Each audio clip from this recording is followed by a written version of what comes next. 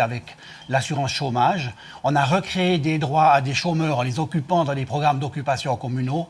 Et puis on a maintenu des personnes pendant pratiquement 3-4 ans au chômage avec ce système-là. Et dans l'industrie, quand vous avez une entreprise industrielle dont le service après-vente est surchargé, eh bien, ce n'est pas sur l'organisation du service après-vente que vous allez vous pencher, mais c'est sur le processus de production en amont. Et l'aide sociale, c'est un peu le service après-vente de notre société.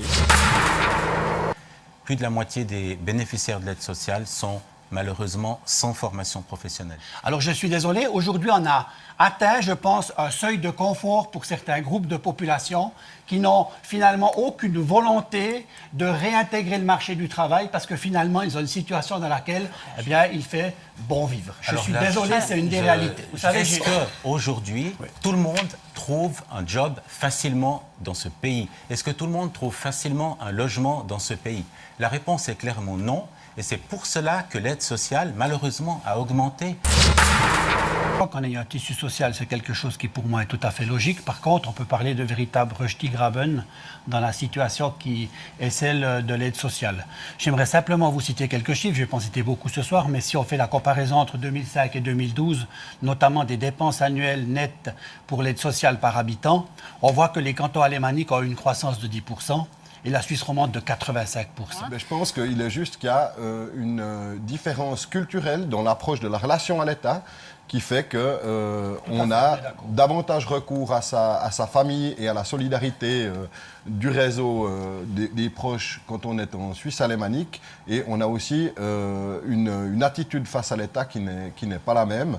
Parce que l'aide sociale, tout le monde, y compris vous, M. Bord, y compris vous, M. Voiblet, peut en avoir besoin un jour.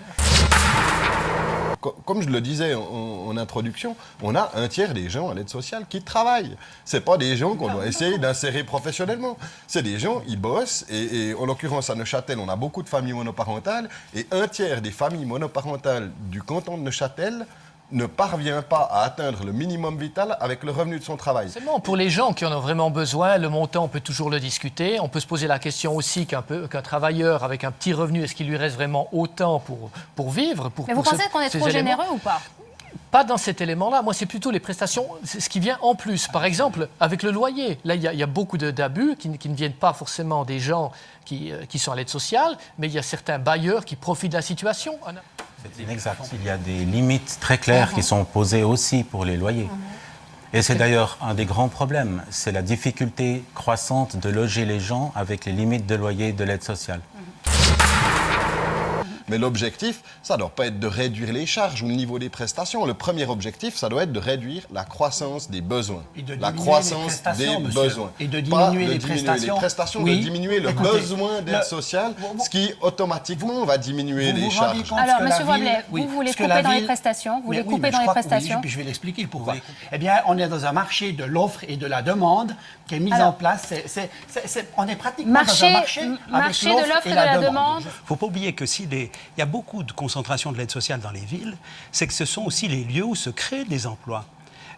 Et les gens viennent chercher des emplois là. Mais moi, je pense que ça ne suffit pas, parce qu'effectivement, on a aussi une situation où on a une sorte d'intermittent de l'aide sociale et puis du chômage. C'est des personnes qui passent d'un à l'autre pendant une période de leur vie, pendant 10, 15, 20 ans. Et ça, c'est aussi quelque chose qui, à mon sens, doit être corrigé. Pour moi, l'aide sociale, c'est un investissement. C'est ce qui va nous permettre de réduire les dépenses sociales. Parce qu'il ne faut pas oublier qu'il y a de nombreux jeunes aussi qui vont arriver sur le marché du travail avec d'énormes difficultés. Un tiers des personnes qui sont à l'assistance sont des jeunes de moins de 18 ans. En Suisse. Que chaque cas est différent et c'est important que ce soit des jeunes ou des moins jeunes, ils soient suivis par un assistant social qui soit prêt à lui donner des mesures qu'on appelle des mesures d'insertion sociale et de faire en sorte que ces mesures soient vraiment suivies. L'investissement, pour moi, prioritaire, et c'est ce qu'on fait à Neuchâtel, il doit être fait en amont de l'aide sociale. Il ne doit pas être fait dans le dispositif d'aide sociale, il doit être fait dans l'efficacité des dispositifs qui préviennent cette aide sociale. Mais moi, je trouve, avec assistance sociale, avec l'aide sociale, il faut aussi l'aide du monde économique. parce que la clé, c'est l'intégration des gens. Les gens veulent être occupés, ils veulent être valorisés. Et là, comme Madame Devecq disait, il faut vraiment beaucoup d'innovation et il faut beaucoup de solidarité.